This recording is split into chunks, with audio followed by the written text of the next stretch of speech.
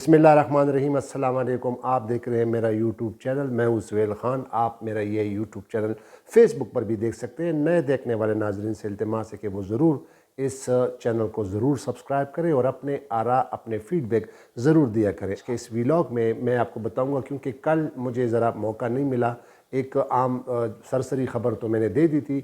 कल supreme court of Pakistan में बड़े अहम केस की समाअत थी और वो समाअत सो मोटो केस की समाअत थी, जिस पे 25 मार्च को जब इस्लामाबाद हाई कोर्ट के 6 जजों ने जब चीफ जस्टिस पाकिस्तान काजी फ़ाइज़ ईसा को ख़त लिखा था और उस ख़त में उन्होंने जिन इंकशाफात का जिक्र किया था कि किस तरह इंटेलिजेंस एजेंसियाँ उनके काम में मदाखलत करती हैं, किस तरह जजेस को जो है वो इंटीमेट करती हैं, उनको इन्फ्लुएंस करती है, उस पर असरअंदाज होती है, वो तमाम मामला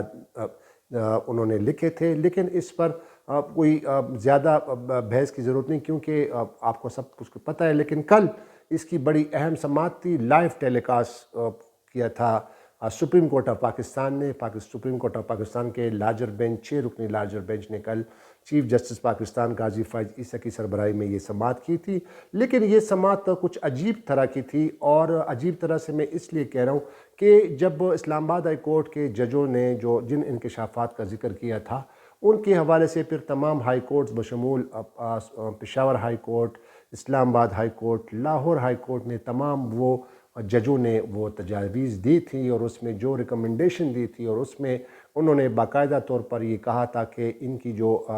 इंटेलिजेंस जो एजेंसियाँ हैं, उनके जो मदाखलत है वो बाकायदा उनका पर ज़िक्र किया था कि ये एक ओपन सीक्रेट है। और फिर जस्टिस अथर मिनल्ला जो उस कल 6 रुकनी लार्जर बेंच के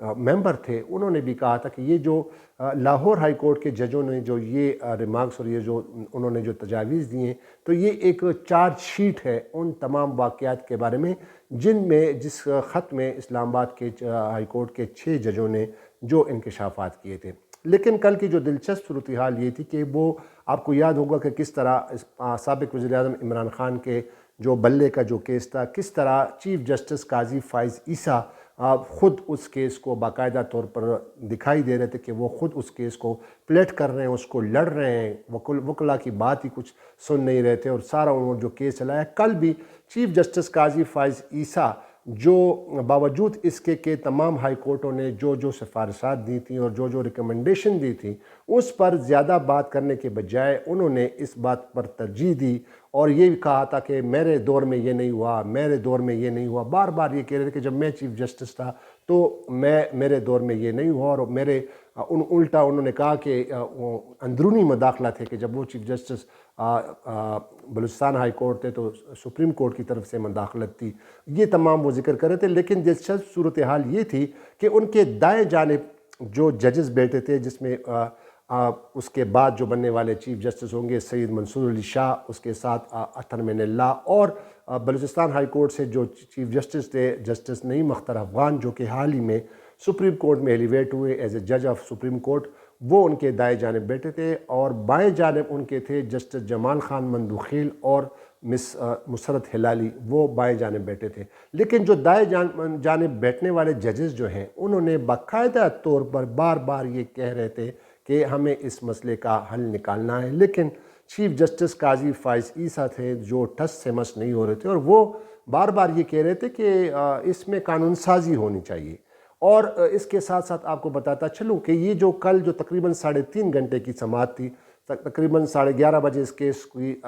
ये केस शुरू हुआ था और तकरीबन 2:30 पौने 3 बजे तक ये चला। लेकिन इसमें तमाम कार्रवाई के दौरान बाकायदा तौर पर चीफ जस्टिस काजी फ़ाइज़ ईसा उनकी भरपूर कोशिश थी कि वो इस बेंच पर हावी रहें और बार बार बजाय इसके कि वो कोई इस तरह का आर्डर पास करते, लेकिन कल उन्होंने एक अजीब व गरीब आर्डर पास किया। और वो आर्डर ये था कि अब हुकूमत से उन्होंने बाकायदा तौर पर ये जो जजेस ने जो ख़त लिखा था उस पर उन्होंने जवाब तलब किया है। और ख़ास तौर पर उन्होंने ये भी कहा अटॉर्नी जनरल को कि जो मुतलका जो इंटेलिजेंस एजेंसी है, अगर जिस पर इल्ज़ाम लगाए उस पर अगर वो चाहे तो वो भी अपना जवाब दे सकती है अटॉर्नी जनरल के ऑफिस के थ्रू। लेकिन समाअत के हवाले में आपको बताता चलूँ कि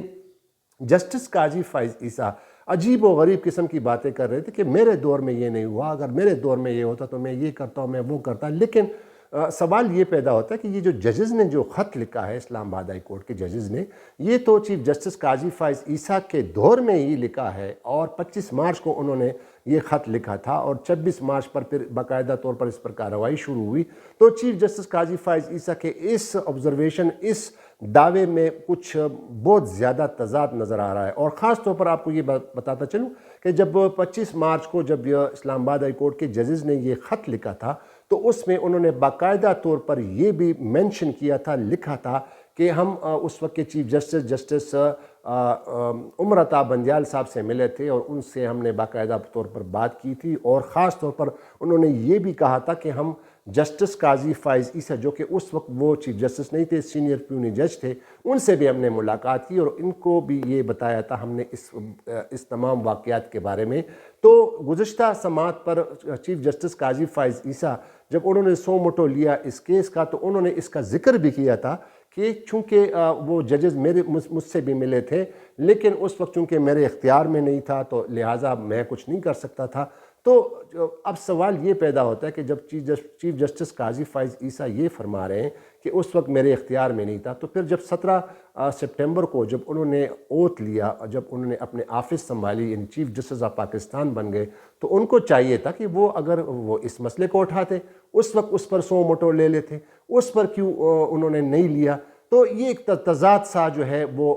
سامنے آ رہا ہے، اور پتہ نہیں کہ وہ کیوں اس طرح کر رہے ہیں، اور ان کی جو ہے وہ منشا کیا ہے، آخر کیوں کل ایک سماعت جو تھی پوری 3.5 گھنٹے کی سماعت ہوئی، اور آخر میں صرف انہوں نے جواب طلب کیا، اور تمام جو سپریم کورٹ بار ایسوسی ایشن، پاکستان بار کونسل، جتنے بھی بار کونسل اور بار ایسوسی ایشن ہیں ملک کے، انہوں نے پٹیشنیں فائل کی ہیں، اور ان کے سامنے سینئر وکلاء کھڑے تھے، اعتزاز احسن تھے، حامد خان صاحب تھے، صلاح الدین تھے جو کہ سندھ ہائی کورٹ بار ایسوسی ایشن کے جو انہوں نے پٹیشن دائر کی تھی، اور سابق سپریم کورٹ بار ایسوسی ایشن کے صدر عابد الزبیری تھے، وہ کھڑے تھے۔ لیکن چیف جسٹس آف پاکستان نے اپنے منظور نظر جو اس وقت سپریم کورٹ بار ایسوسی ایشن کی جو باڈی اور پاکستان بار کونسل کی جو باڈی ہے، ان کو انہوں نے کہا کہ آپ ان کے ذریعے جو ہیں اپنے جوابات جمع کرائیں، جس پر انہوں نے اعتراض کیا کہ جناب ہمیں ایک انڈیپینڈنٹ ہم نے پٹیشن فائل کی ہے۔ تو اس پر چیف جسٹس نے کہا کہ آپ کو مجھ پہ اعتبار نہیں ہے۔ حامد خان صاحب کو کہتے آپ کو مجھ پر اعتبار نہیں ہے۔ حامد خان صاحب نے کہا کہ جی یہ اعتبار کی بات نہیں ہے، ہم نے ایک الگ پٹیشن فائل کی ہے، تو ہمیں الگ وہ کرنے دیں، آپ ہمیں سپریم کورٹ بار ایسوسی ایشن اور پاکستان بار کونسل پہ اس پہ کیوں ہمیں تابع کر رہے ہیں؟ تو بہرحال انہوں نے کہا کہ چلے ٹھیک ہے، پھر آپ کیونکہ یہ مسئلہ جو ہے عدلیہ کی آزادی کے حوالے سے، تو آبجیکٹیو جو اس کا جو ہمارا مقصد جو ہے وہ ایک ہونا چاہیے، لیکن بہرحال پھر انہوں نے کہا کہ یہ آپ الگ الگ جوابات، اپنے تجاویز، پروپوزلز، ریکمنڈیشن ہمیں بھیج دیں۔ تو یہ کہنا مقصود یہ ہے کہ اب آخر اس کا فائدہ کیا تھا؟ ایک بڑا سوال اٹھتا ہے نا، جب تمام ہائی کورٹ کے ججوں نے آپ کو کہہ دیا کہ جناب یہ جو انٹیلیجنس ایجنسیوں کی جو مداخلت ہے ججز عدلیہ کے کام میں، اور پھر ججوں کو جو ہے انفلوئنس کرنا، یہ تو ایک بہت بڑا اوپن سیکرٹ ہے، اتنا بڑا جو ہے آپ کے پاس آ گیا، تو پھر اس میں مزید تجاویز اور پروپوزلز کی کس بات کی ضرورت ہے؟ کیا قاضی فائز عیسیٰ صرف میرے خیال میں ٹائم پاس کر رہے ہیں کیونکہ وہ نہیں چاہ رہے تھے؟ اور دوسری جو اہم بات ہے، اس سماعت کے دوران جب جسٹس اطہر من اللہ صاحب نے اٹارنی جنرل کو کہا کہ جو پشاور جو اسلام آباد ہائی کورٹ کے جو انہوں نے جو تجاویز بھیجی ہیں، ان میں جسٹس سردار اعجاز اسحاق خان کا ایک ایڈیشنل نوٹ ہے، وہ ذرا پڑھیں، تو ایک دم چیف جسٹس قاضی فائز نے اس کو منع کیا، نہیں جی وہ اس کو رہنے دیں۔ آخر کیا خوف ہے چیف جسٹس قاضی فائز عیسیٰ صاحب کو؟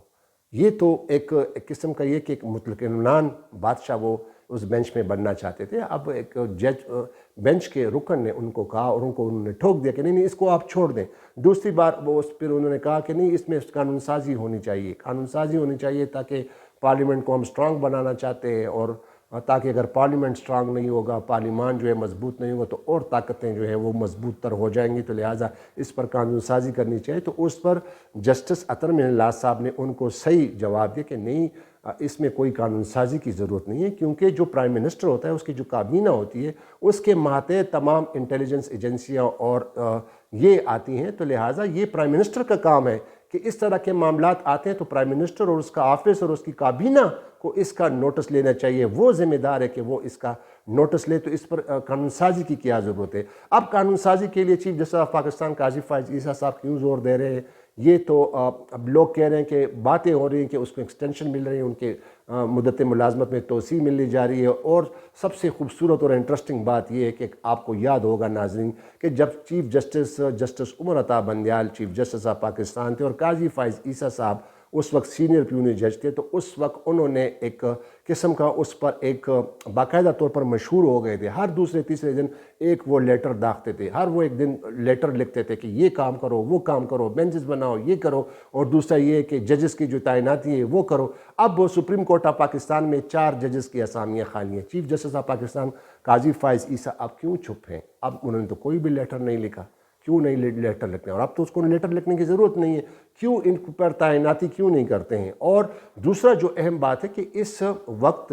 سپریم کورٹ آف پاکستان میں پاکستان تحریک انصاف کی جانب سے اہم پٹیشنیں پڑی ہوئی ہیں۔ ایک تو جو الیکشن میں دھاندلی ہوئی ہے اس کے حوالے سے ہے وہ پٹیشن ہے، ایک جو مخصوص نشستوں کے حوالے سے جو پٹیشن ہے پاکستان تحریک انصاف کے، وہ بھی نہیں اٹھا رہے ہیں، وہ بھی اس کو نہیں لگا رہے ہیں۔ اس کی کیا وجہ ہے؟ دوسری جور پر وہ قانون سازی کے وہ اس پر کر رہے ہیں تاکہ اب لوگ کہہ رہے ہیں کہ وہ ایکسٹینشن ان کو ایکسٹینشن ملنی جا رہی ہے۔ اب تک چیف جسٹس قاضی فائز عیسیٰ صاحب نے اس پر کوئی جو ہے وضاحتی بیان جاری نہیں کیا کہ ایسی جو باتیں ہو رہی ہیں یہ غلط ہے، اور اگر ہو بھی رہی ہیں تو مجھے یہ ایکسٹینشن کی ضرورت نہیں۔ تو کیا قاضی فائز عیسیٰ صاحب واقعی خواہش مند ہیں ایکسٹینشن لینے کے؟ یہ الگ بات ہے، کیونکہ ان کو ایک بیان ابھی تک ان کی طرف سے ہم نے نہیں سنا۔ تو دوسری بات یہ کہ جو کل بینچ کے دوران، چونکہ جسٹس منصور علی شاہ صاحب کو پہلے بہت یہ حلقے میں بتایا جا رہا تھا کہ وہ اس کے دھڑے کے جج ہیں، لیکن کل جسٹس منصور علی شاہ صاحب جو ہے وہ بالکل ان